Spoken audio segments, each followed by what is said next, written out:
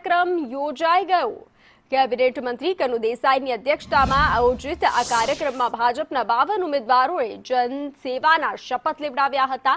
કનુ દેસાઈએ મહાનગરપાલિકા ઉમેદવારોને માર્ગદર્શન આપ્યું હતું અને નવસારી પાલિકામાં પ્રચંડ જીતનો વિશ્વાસ વ્યક્ત કર્યો।